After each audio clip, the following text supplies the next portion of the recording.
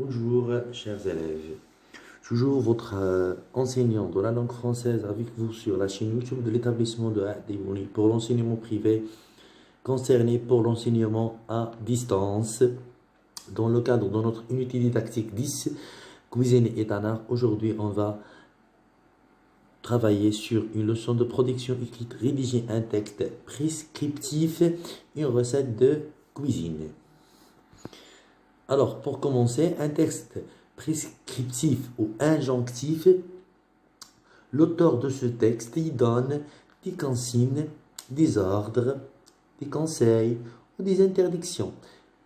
Il a comme visée d'inciter le lecteur à faire quelque chose ou lui interdire de la faire. Alors, notre texte, elle est entre deux choses. Soit il nous donne des conseils pour réaliser un travail, soit il nous interdit de faire quelque chose. Alors, il faut faire attention pour distinguer les deux.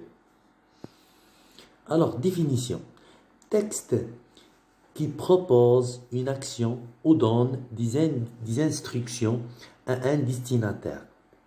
Un texte prescriptif sert à prescrire, donner des ordres, des conseils ou des indications.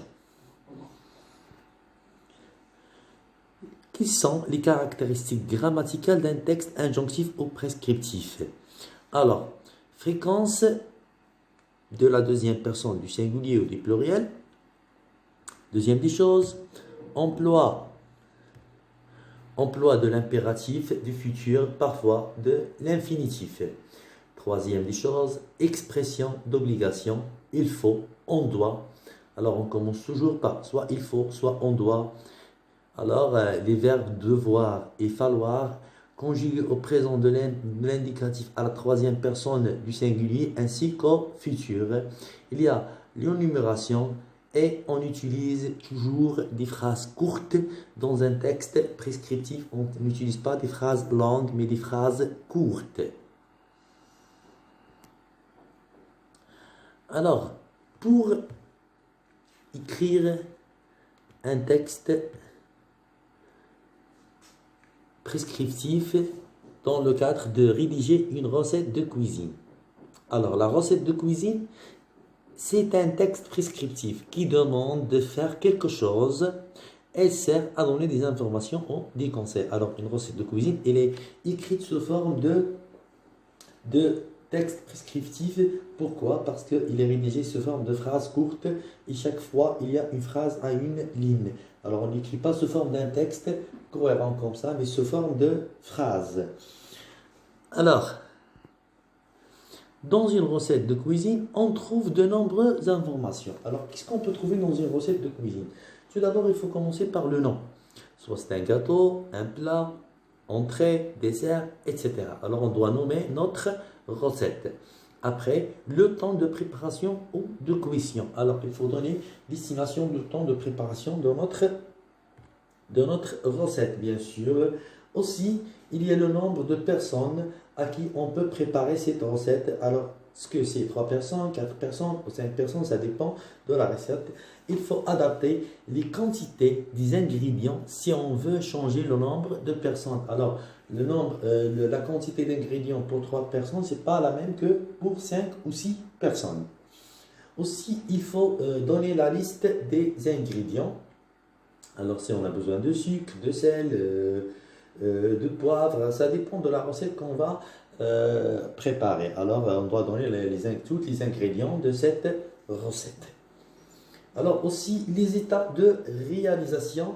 Alors, pour passer à une étape et à une autre, c'est quelqu'un qui est débutant, on ne peut pas lui donner la recette comme ça et lui laisser travailler de n'importe comment. Il faut lui expliquer comment passer d'une étape à une autre pour garder la bonne démarche, qui explique comment faire, comment on peut préparer cette recette. Aussi, il y a aussi des photos. On doit accompagner notre recette par des photos. Alors, à la fin, je vais vous donner un exemple d'une recette. Voilà, exemple de recette. C'est une recette de caramel végétal à la sauce soja.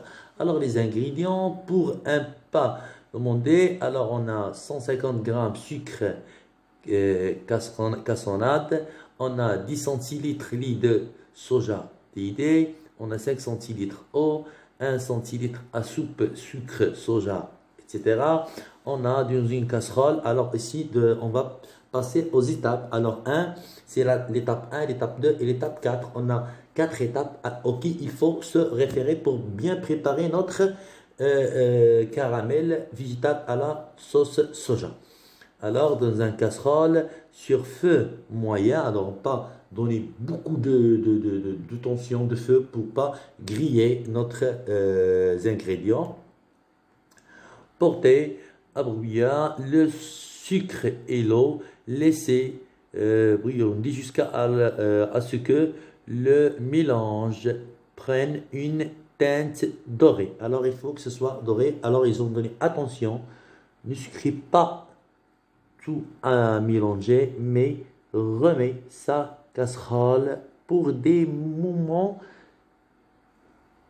auriculaires. Alors, il y a aussi la deuxième étape, la troisième étape et la quatrième étape. Et il y a plusieurs exemples de recettes. Exemple de la recette de crêpes à 1000 trous qu'on a sur notre manuel. Jusqu'à ici, je vais vous dire, chers élèves, merci pour votre attention. Soyez nombreux à visiter notre chaîne YouTube. Mouassisat Dailouni pour l'enseignement privé sur le YouTube et suivez nos cours à la séance prochaine.